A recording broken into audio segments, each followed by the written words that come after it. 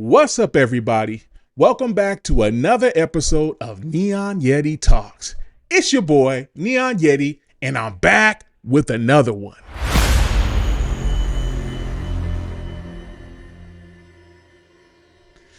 Before we get into today's episode, I first just wanted to thank everybody for all the love and support that you've been showing, with the likes, the comments, and the subscribes, and your feedback. It's just been encouraging. And so this is sort of like a dream come true. You know, this has been a big goal of mine for some time now. So I just wanted to say I'm grateful, I'm thankful. And I can't thank you enough for all the support. Onwards, we still have that goal, 1,000 likes and subscribes. So keep it coming. And I want to encourage you again, like, subscribe, comment down below. If you have anything you want to share, any videos you want me to react to, or just topics you want to discuss, put it down in the comment section or email me, all that stuff. I really want to build a community around this channel. So anyhow, with that said, let's get into this. So today I just kind of wanted to, before we jump in, explain, the heart and desire, the beating heart and desire and DNA of this channel. And really is to not only create content, but create content that fosters and creates connection and community.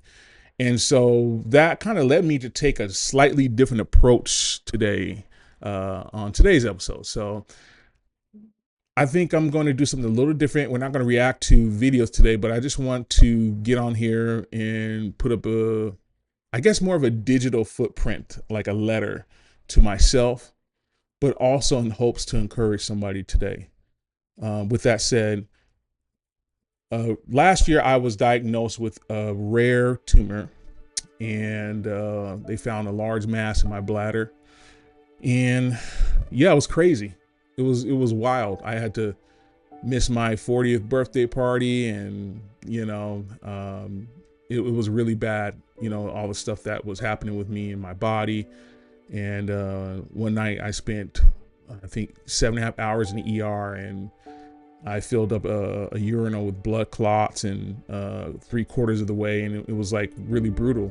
And everybody kind of looked at me like, there's a death sentence on me, and they would hand me a card and say, I'm so sorry. And, here's a card to a cancer treatment center. And I hope, I wish you all the best, and, hope everything works out, but even my own doctor kind of looked at me like, this is not good. It might be over for you. And so I spent the better half of most of all last year, really in and out of hospitals, doctors' offices, and specialists and urologists, things like that, and just really just on an uphill climb, trying to figure out how we can overcome this thing. And so it's been a battle for me. To make a long story short, a few months ago, after all the craziness, after the surgeries, the operations, and then after the naturopathic treatment and care, your boy is cancer-free, tumor-free. I'm good. I'm clean. Yeah, man, it's been a wild ride. And so now it's like, what do I do? What's next? And that kind of led me to take this step of starting this channel. This has been something I felt like God has whispered in my heart, my spirit for years. I think around 4 years to be exact. And I just avoided it. Like I said in previous videos, I've come up with an excuse, each time why I shouldn't do a YouTube channel. And finally, after everything that I have been through, I decided to make that step, take that leap in the right direction. And here I am, connecting with you guys, making videos. And so this is just more of a digital footprint and a letter to myself to say, be encouraged, Kelly. My journey is not over. I still have a bit of a journey ahead, and it's been hard. Life has been really hard for me, especially as of late. Even though I got that clean bill of health, it's been a battle in other areas, and it's just been a struggle. And I feel overcome with emotion today because sometimes, I'm facing a mountain right now where I don't know I don't know how I'm going to scale it. I don't know how I'm going to overcome it, but I know that I will. And I know that I'm more than a conqueror, especially because my faith is in God, and my faith has got me this far. And God has never left me or forsaken me. So I really want to encourage people out there that, and really myself, because I want to look back at this a year from now and say, you made it. So this is an encouragement to myself as well as anybody else out there. And I just want to tell you, Kelly, you're going to make it. You're going to overcome. And yeah, my channel is small right now. There's not many subscribes or likes and things like that. But I know that a year from now, this will be an incredible success, but not by my own strength and my own means, but with the help of this powerful, amazing community that I hope to foster and create someday. So be encouraged, Kelly. And also to anybody out there who might be facing an impossible situation, who is going through a heavy storm right now. I can feel the heaviness in the atmosphere in our country, in our nation right now. And it's like, how am I going to do this? Some of you are like, what about the food stamps? What about this? There's all these issues, politics, all this crazy stuff going on right now. People are losing their jobs, government shutdowns and wars, rumors of wars, and, tsunamis, hurricanes, whatever it may be. Hope deferred, lost dreams. I struggle with that. There's some dreams I had that didn't quite work out the way I hoped it to or wanted it to. It doesn't mean that it's not going to happen. It just means that it's not for right now. So what can I do right now until, I reach the next steps to those other dreams or goals? And it's do what's right in front of me. I got my camera right here. I got my microphone. I got my channel started up, and that's just connecting with you guys and encouraging one another. So I wanted to encourage people out there, if you're facing a mountain that you feel is too tall, it's too big, you can do it. You can do it. It's not too big. You just got to keep the faith, and you got to be courageous. A lot of times we can talk ourselves out of things. I know I've done it. I'm living proof. I've talked myself out of why I shouldn't do this or why I shouldn't do that, why I shouldn't pursue this or pursue that. And when I made that step to do it, a lot of things exploded for me. I always said, I don't want to go to Hollywood, or I don't want to pursue an acting career. I don't want to do this because it's too big. It's too what's the likelihood that I would go and achieve something great in the acting world or in Hollywood? And the moment that God used my pain, and I was 6 weeks away from my wedding, and my fiance at the time left me. I came home, she had moved all her stuff out. Father was there, and she said goodbye, one last goodbye. I watched them pull off in the U-Haul, and I thought, what do I do with my life now? And it was the most painful thing I ever gone through, and because I loved her with every fiber of my being. And so God used that pain to move me out of my comfort zone that I was in at the time, where I was comfortable in my hometown and just got a pay raise on my job, and it was just like, I'm never leaving. I'm going to just stay here and just do my thing. God was like, nope, it's time for you to go.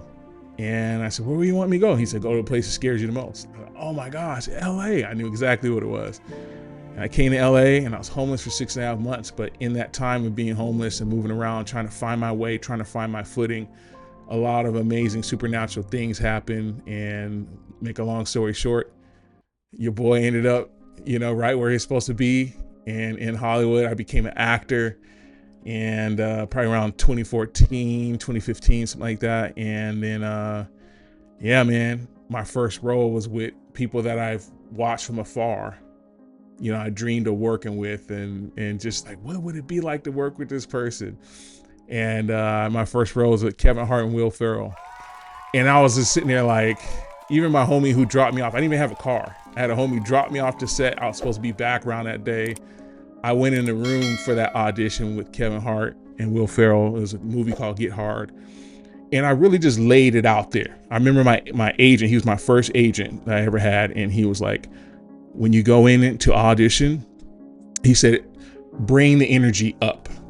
And he says, better for them to say, give me, bring it down rather than say, give me more. If they say, give me more, then you know you've already lost the audition. I didn't want that to happen, so I went in there and gave them more. And when I did that, I did not know this. They didn't tell me at the time. I just knew they were interchanging me out with other actors who would come in. And I was like, man, this kind of seems like a long audition. It's like, we're going on like over an hour here. And they would bring in new talent and keep me in the room and say, Kelly, come back in, or put me back in the waiting room and they say, come back in. Now we want to see you with these guys. And they kept testing me with all these different actors and actresses. And make a long story short, I got the role, but I thought I was just background. I show up that day and they tell me, did I get my script? And I said, no, I'm background. We don't have scripts. You know, it's my first job. It's this background role. And they're like, no, you have a script. And make a long story short, Kevin Hart's director comes walking in and she was like, they didn't tell you? And I was like, no. And she's like, you created this character in the room that day for your audition. And it was so powerful. We all said to ourselves, there's no way we can just keep this guy in the background in a, prison jumpsuit. Like, he's more than just a mean face and a body. He's like a talent, And so she said, I want to know if you're okay with running lines with Kevin Hart for the day. And boy, let me tell you, man, I froze. I was like, yo. And I didn't know what to say. And so one of the background guys I was working with, he was like, hell yeah, he'll do it. And if he won't, I will do it.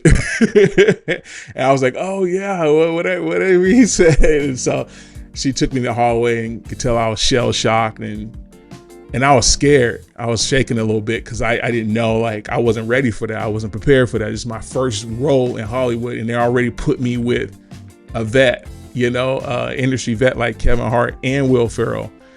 And it's also a dream. And so she encouraged me. She gave me strength. And I looked her in the eye. She said, I want to know, will you do it? After she gave me this big speech. And I said, yeah, I'll do it. And I went in there and had to just fun with it. I could tell you more stories from that another day. But to make a long story short, you don't know until you try. And I don't know how I'm going to scale this mountain in front of me right now. But I just got to take it one day at a time, one step at a time. And that's my encouragement to anybody out there who's going through a tough time right now. It's going to be okay. I know that, nothing's promised. Nothing is solidified. It's hard to count on anything or anyone these days, but you can always have faith in God and just know, like, it's going to be okay. These are tough times for everybody, but it's going to be okay. So that's my message and encouragement to you guys today, that whatever mountain you're facing, whatever tough situation that you're feeling like it's impossible, how am I going to get through this? It's going to work out. I just want to encourage you. It's going to work out. You got this. God's got you and you got this. So with that said, it's your boy, Neon Yeti. I love you all. I'm out.